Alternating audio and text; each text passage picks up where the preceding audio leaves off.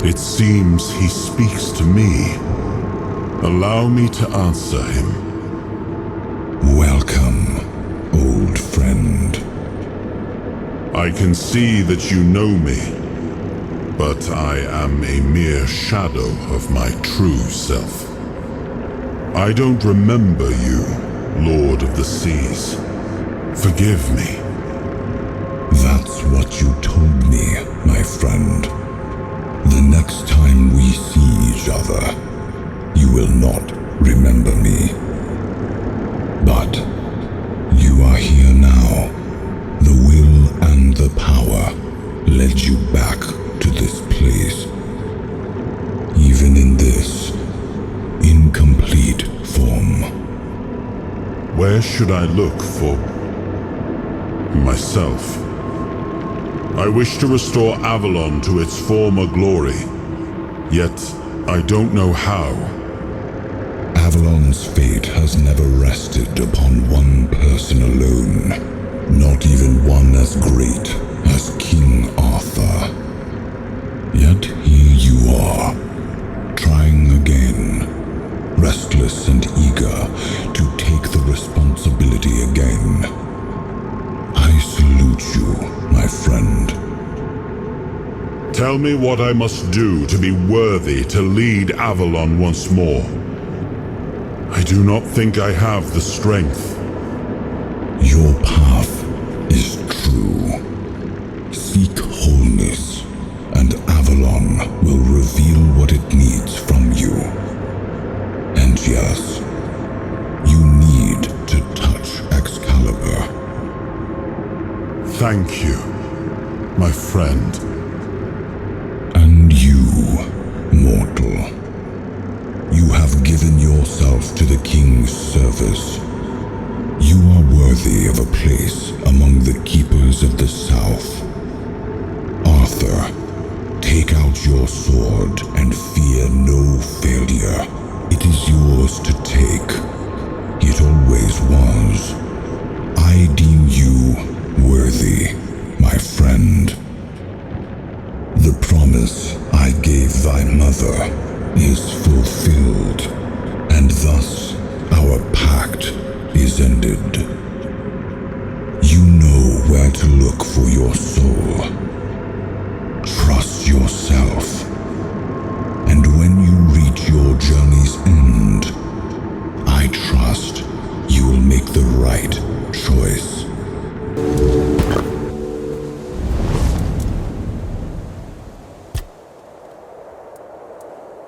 Yes, it seems we knew each other well during the war. And this proves that I sought allies beyond our own forces. And I trusted him enough to carry the knowledge of Excalibur. This must count for something.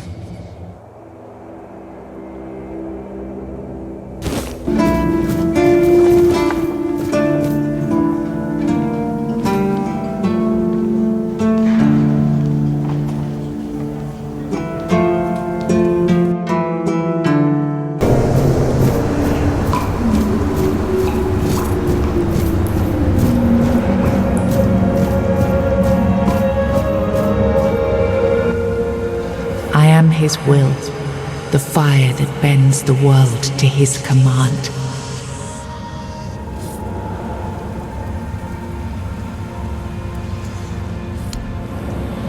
I am the blade that shapes kings and shatters tyrants.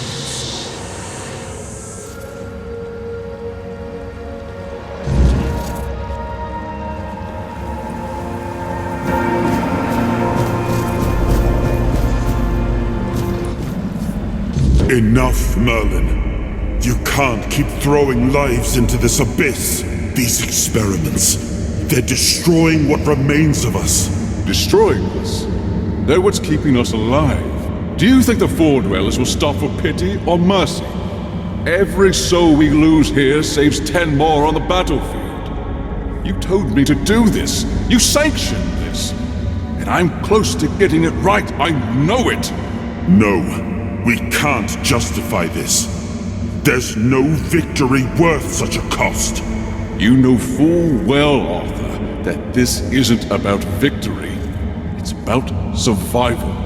If we don't push these boundaries, there will be no future for your kingdom, for Avalon. You dream of peace, but without victory, there will be no peace to dream of. The path ahead is brutal, but if we relent now, we lose everything.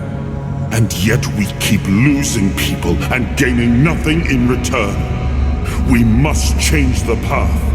They volunteered for this. They volunteered to save our kingdom, and you've gotten no closer to doing it. Their sacrifices cannot be in vain, Merlin. Find another way. Use your mind, your wisdom. Leave this slaughterhouse you've created behind. A different way. That will take time, and resources we may not have. The enemy won't wait. They will if I make them. Whatever it takes, I will buy you that time. Find me a weapon that wins this war without annihilating what we fight to protect.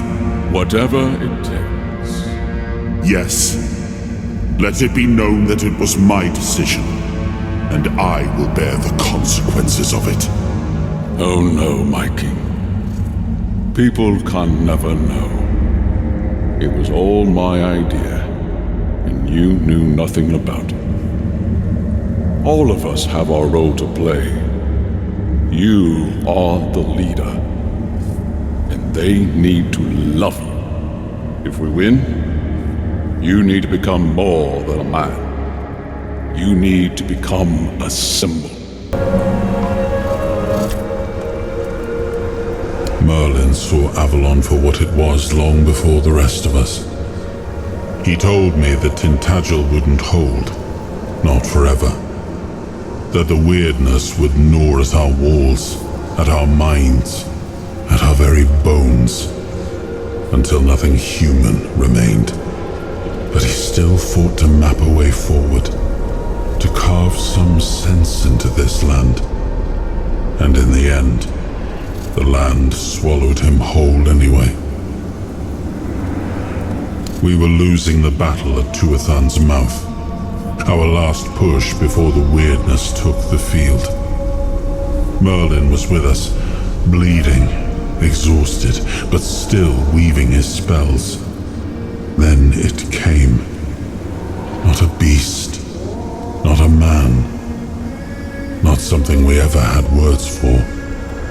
A shadow wearing 1,000 torn banners, moving like it had no shape of its own. Merlin raised his staff, spoke a name I didn't recognize. And then he was gone.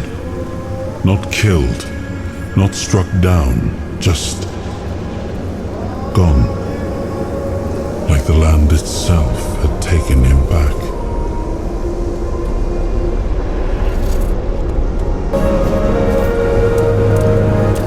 Now, I remember. Before you judge me, it all seems so obvious now, doesn't it? The right thing to do. It wasn't back then, and you can trust me on that. We were on the brink of losing the war, and wars aren't won with wishful thinking. There was no clean path, no noble answer. Only the weight of reality pressing down on our necks. Something had to be done, or everything we fought for would have been in vain.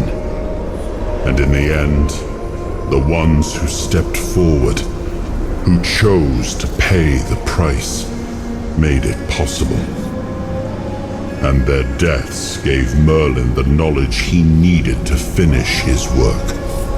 To find something that could really turn the tide in our favor. Justified? No. Justification is for those who have the luxury of doubt. And I had a kingdom to save.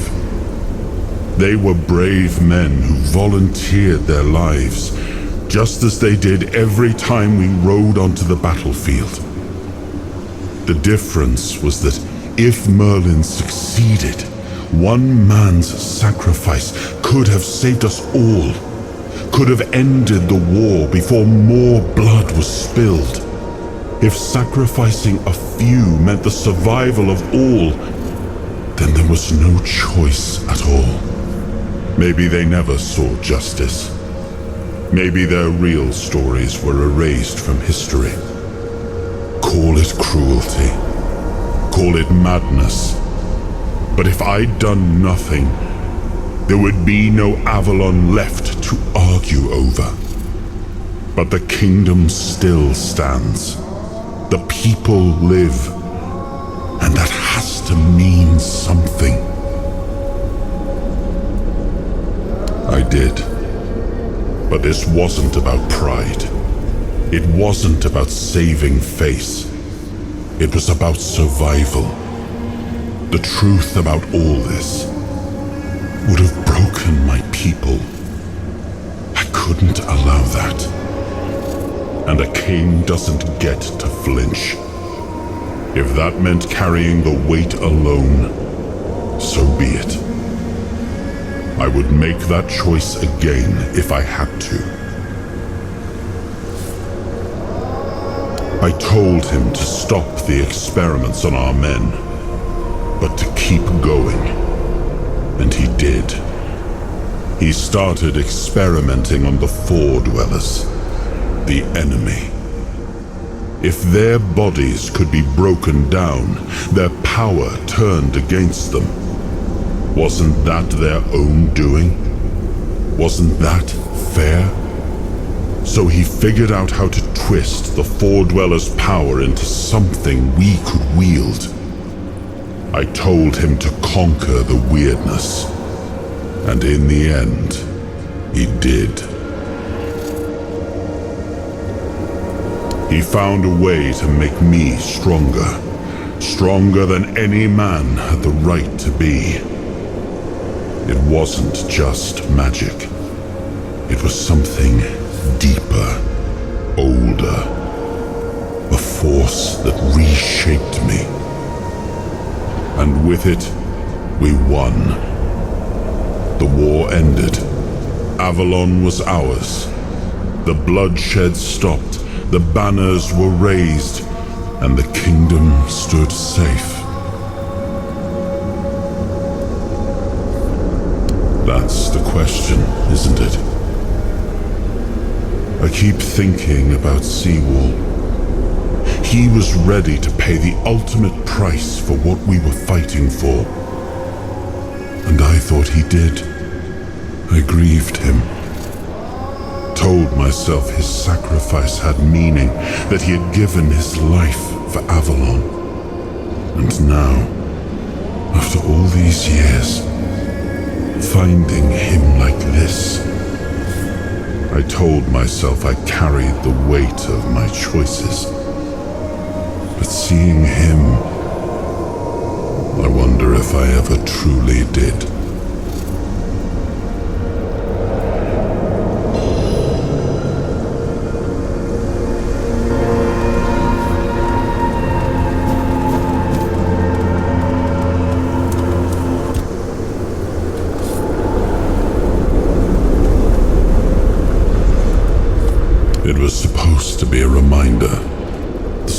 was never just steel. It was a symbol of what we stood for. Strength, justice, the will to carve a path forward. A weapon, yes, but also a promise. I wanted them to remember, to fight for those ideals, to uphold them, even when I was gone, even when there was no king left to lead them.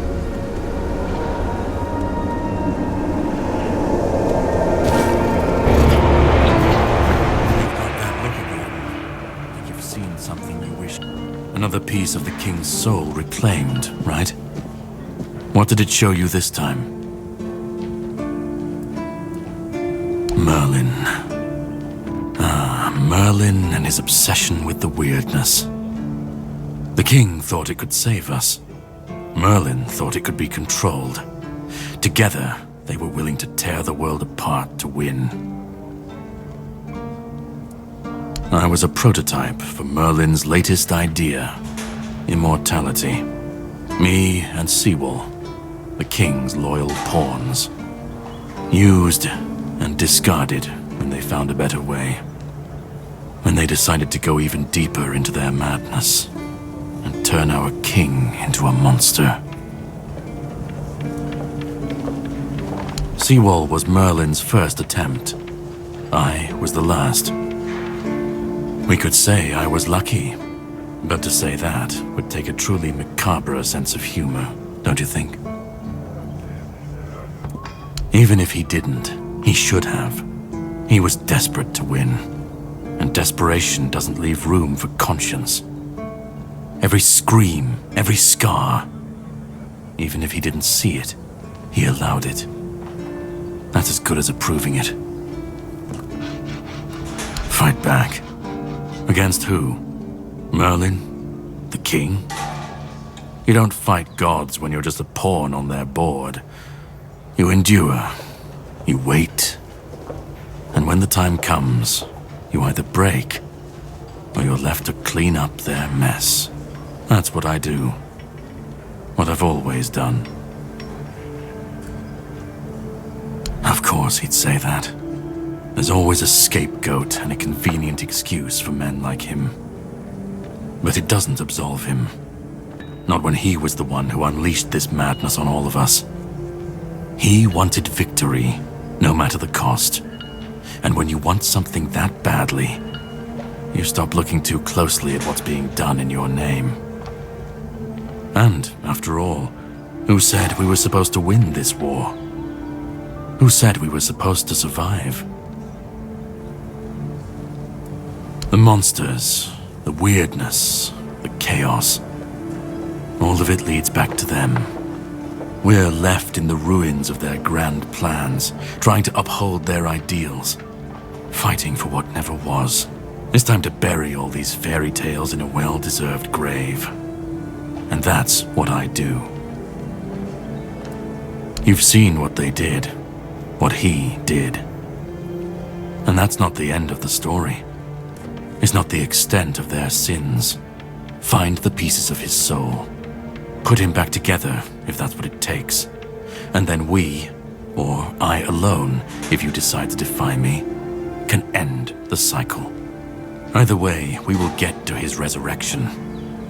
I've seen it too many times to believe the cycle will be broken before it happens. But know this.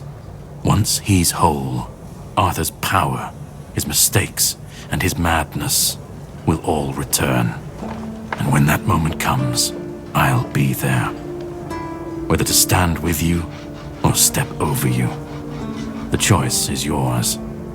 Just remember that when that happens, and you stand by his side, there won't be room for both of you.